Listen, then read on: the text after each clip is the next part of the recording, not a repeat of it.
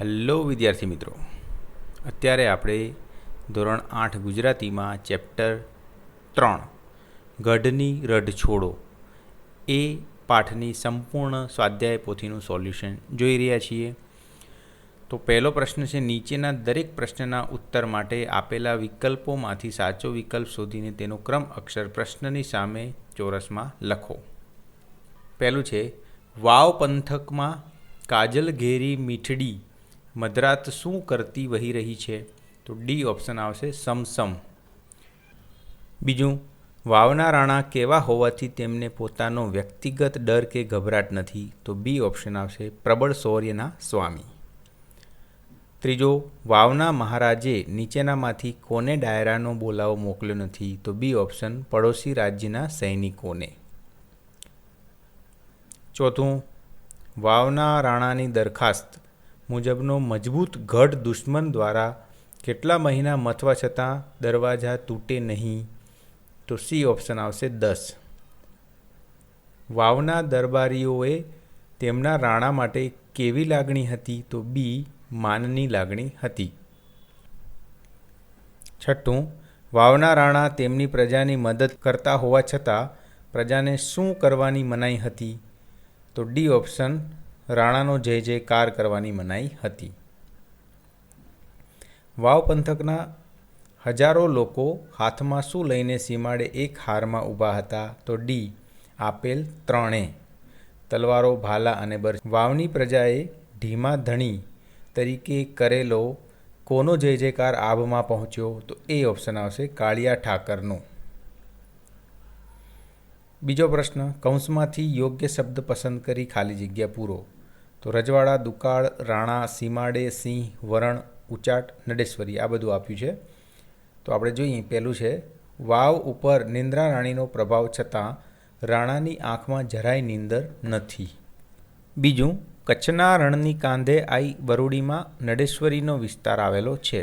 3, આપણી પડોશમાં આવેલા રજવાડા આપણને નિરાંત કરવા દે એમ નથી. ચોથું, મજબૂત ગઢથી સિંધના ઊંટ લઈને આવતા લૂંટારાઓથી પણ રક્ષણ થાય. 5, વારંવાર દુકાળ પડે એ વખતે વાવના રાણા કહ્યા વિના વેરો માફ કરતા. 6, વાવના રાણાનો ઉચાટ દૂર કરવાની જવાબદારી પ્રજા સમજતી હતી. 7, બાપુ તમારો ગઢ તૈયાર છે, જોવા માટે સીમાડે પધારો. 8, વાવના સીમાડે જે હથિયાર મળે તે લઈને 18 વરણ જોડાતી હતી. 3, નીચેના વાક્યો ખરા છે કે ખોટા તે જણાવો. પહેલું, કાળા ભમ્મર આભની તારલિયા મઢેલી ઓઢણી જાણે કસુંબી બાંધણીની છાપ ઉપસાવી રહી છે. ખોટું, વાવના રાણા પોતાની પ્રજાને પોતાના સંતાન જેવી જ ગણે છે. સાચું, વાવના રાજા ડાયરામાં આવેલા બધાને વાવના માથે મોટી આફત આવ્યાનું કહે છે. ખોટું, વાવના રાણા દ્વારા મજબૂત ગઢ બનાવવાની દરખાસ્તને ડાયરાના લોકો વધાવી લે છે. ખોટું, વાવના રાણાએ સગળા ડાયરાને ભાવભેર વિદાય આપી. સાચું. છઠ્ઠું, વાવના રાણા પોતાના રાજ્યમાં કોઈ માંદું પડે કે ઉકલી જાય ત્યારે તેમના પરિવારની ચિંતા કરે છે. સાચું. 7 નંબર, પૂનમની સાંજે વાવના સીમાડે જઈને રાણા જુએ તો ઈંટ પથ્થર ચૂનાનો ગઢ તૈયાર હોય. ખોટું. 8 નંબર, વાવના રાણાને પ્રજાએ હરોળમાં ઊભા રહીને બનાવેલ ગઢ કરતાં ચણતરનો ગઢ ગમે છે. ખોટું. પ્રશ્ન 4, નીચેના પ્રશ્નોના ઉત્તર એક એક વાક્યમાં લખો. પહેલું, લેખકે રાત્રે આવતા તમરાના અવાજને કોની સાથે સરખાવ્યો છે? તો લેખકે રાત્રે આવતા તમરાના અવાજને પહેલાં આણાની પરનેતરના પગની ઝાંઝરની ઝીણી ઘૂઘરીઓના લયબદ્ધ રીતે આવતા અવાજ સાથે સરખાવ્યો છે. બીજો, વાવનગર ક્યાં આવેલું છે? તો જવાબ લખીશું, વાવનગર બનાસની ધરતીના આથમણા છેડે રણની કાંધી પર આવેલું છે. 3 નંબર, રાણાની નિંદ્રા સાથી ઉડી ગઈ. તો જવાબ લખીશું, પડોશી રાજ્યના સેવકો અને સિપાહીઓ તેમના રાજ્યના ખેડૂતો પાસેથી વેરો લેવા આવી ગયા હતા. તેથી પ્રજાની ચિંતાના કારણે વાવના રાણાની નિંદ્રા ઉડી ગઈ. વાવના રાણાને શું યાદ હોવાથી ફરીથી નીંદર આવી જાય છે? તો વાવના રાણાને પોતાની પ્રજાની ખુમારીની સાથે સાથે તેમના પિતરાઈ ભાઈઓ અને જાગીરદારોએ આપેલો પાક્કો વિશ્વાસ યાદ હોવાથી તેમને ફરીથી નીંદર આવી જાય છે. 5 નંબર, વાવના રાણા માટે પડોશી રજવાડાઓએ તેમના રાજ્યોનું શું ખૂંચે છે? વાવના રાણા માટે પડોશી રજવાડાઓ તેમના રાજ્યમાં આબરૂ, મોભો અને માન ખૂંચે છે. 6 નંબર, રાણાની ગઢની ચિંતા જાણી દરબારીઓએ ભેગા થઈ શું કહેવડાવ્યું? રાણાની ગઢની ચિંતા જાણી દરબારીઓએ ભેગા થઈ તેમને કહેવડાવ્યું કે મહારાજ, આવતી પૂનમે ઢીમામાં સામળિયાનો મેળો ભરાય એ દિવસે દી આથમતામાં તમારો ગઢ તૈયાર હશે, જેને જોવા માટે પધારજો. 7 નંબર, આભલાની કોરે ભર્યા ડાયરામાં પૂનમની સંધ્યા કેવી દેખાય છે? આભલાની કોરે ભર્યા ડાયરામાં પૂનમની સંધ્યા રંગ છે બાપ, ખમ્મા ધણીને સામળાની સોગંદ વગેરે શબ્દોનો પાનો ચડાવેલી કસુંબલ આંખ જેવી દેખાય છે. વાવની સીમે હરોળમાં ઊભેલો એક વીર કેટલા દુશ્મનોને પહોંચી વળે એમ છે? વાવની સીમે હરોળમાં ઊભેલો એક વીર 100 દુશ્મનોને પહોંચી વળે એમ છે. પ્રશ્ન 5, નીચેના પ્રશ્નના 2-3 વાક્યમાં જવાબ લખો. વાવના રાણાને નીંદર ન આવતા તેઓ શું કર્યા કરે છે? વાવના રાણાને નીંદર ન આવતા તેઓ વારંવાર પડખા બદલે છે, ઊભા થાય છે, તરસ લાગ્યા વિના પાણી પીધા કરે છે.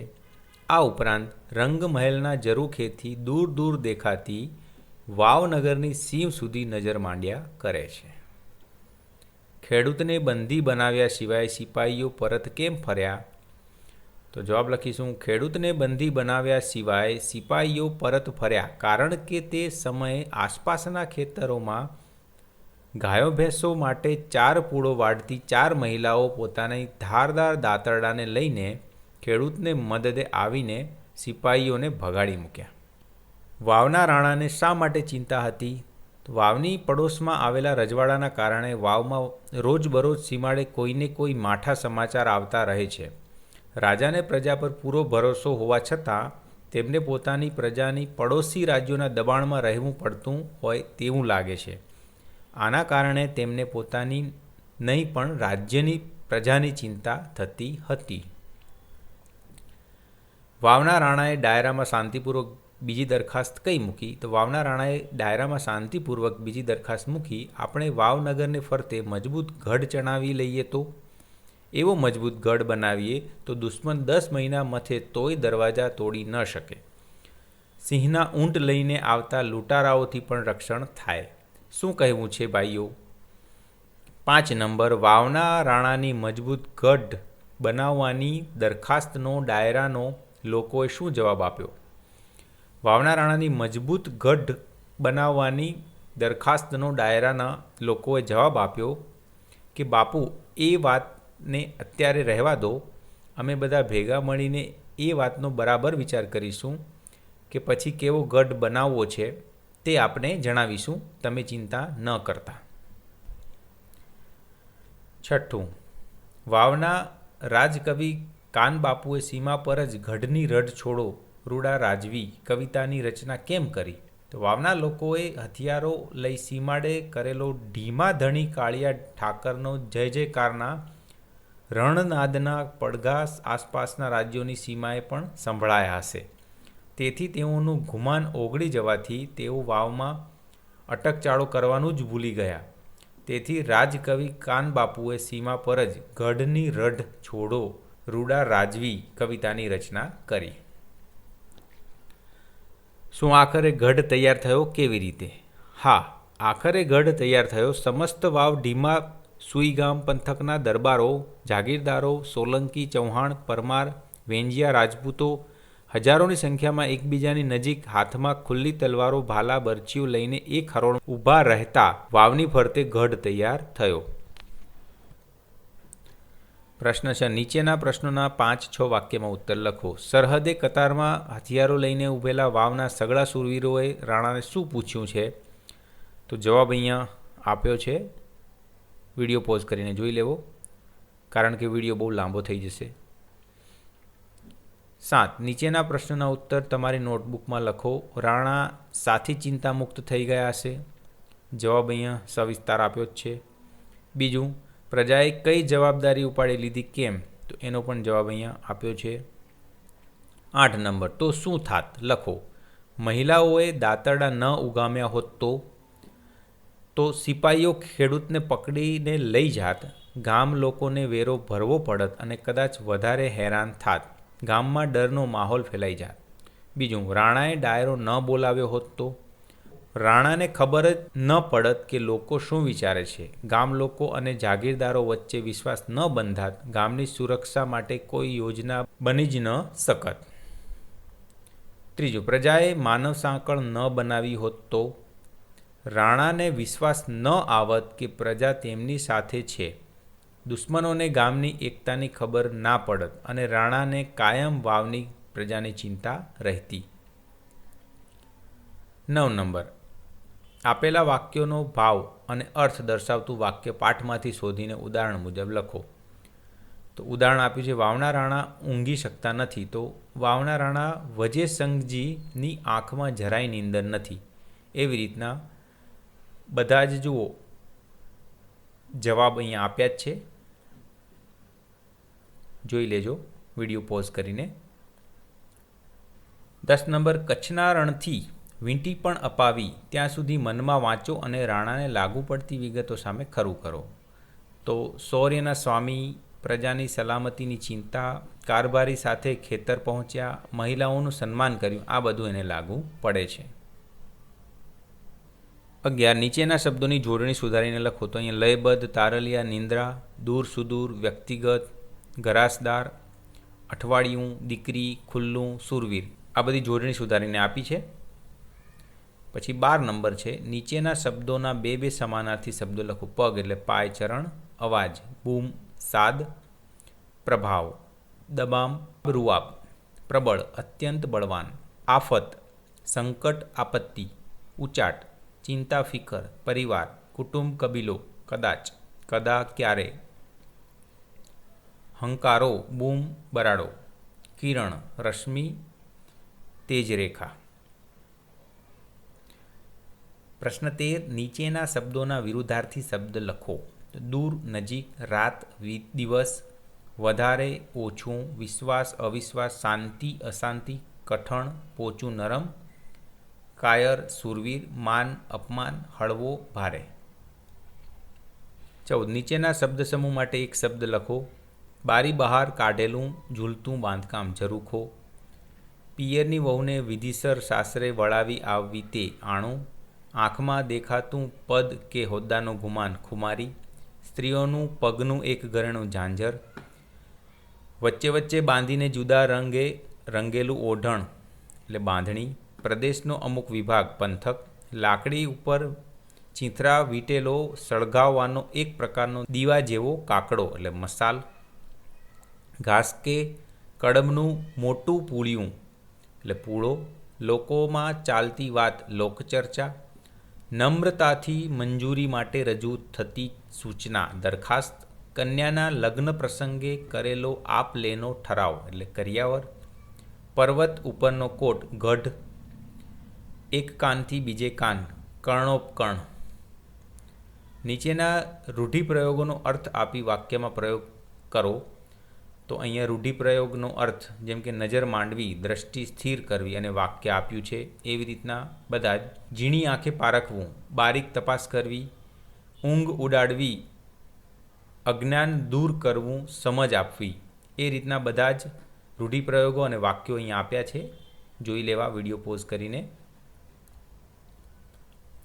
7 નંબર, 8, 9, 10, 11 અને 12, 13. 16 નંબર, નીચેના શબ્દોના અર્થભેદ લખો. નિંદ્ર એટલે ઊંઘ, નિંદા, બદગોઈ, વગોવણી, આ રીતના સંપૂર્ણ અર્થભેદ આપ્યા છે. જોઈ લેવા વિડીયો પોઝ કરીને. 17. નીચેના શબ્દોના શિષ્ટ રૂપ આપો. એ પણ અહીંયા આપ્યા છે, જોઈ લેવા. નીચેનામાંથી રવાનુકારી અને દ્વિરુક્ત શબ્દો છૂટા પાડો. તો એ પણ અહીંયા જવાબ આપ્યા છે. રવાનુકારી સમસમ, ગદગદ અને બાકીના દ્વિરુક્ત છે. દૂર દૂર, આસપાસ, જય જયકાર, ઝીણી ઝીણી. પછી પ્રશ્ન 19 છે, નીચેના શબ્દોમાંથી ધ્વનિઓ છૂટા પાડીને લખો. તો મસાલ, પૂળો, વિશ્વાસ, ચિંતા એ બધાની ધ્વનિ છૂટી પાડીને આપી છે, જોઈ લેવી. પછી 20 નંબર છે, નીચેના ધ્વનિઓને જોડીને શબ્દ બનાવો. તો પહેલામાં રાજવી આવશે, બીજામાં દીકરી, ત્રીજામાં અંધુએ, ચોથામાં શૌર્ય, પાંચમામાં પ્રબળ. 21 નંબર, નીચેના શબ્દોને શબ્દકોશના ક્રમમાં ગોઠવો. એ પણ જવાબ અહીંયા આપ્યો છે, જોઈ લેવો. અને છેલ્લે પ્રવૃત્તિઓ પણ અહીંયા આપી છે, તમારે વિડીયો પોઝ કરીને જોઈ લેવું. બીજું પ્રશ્ન 3.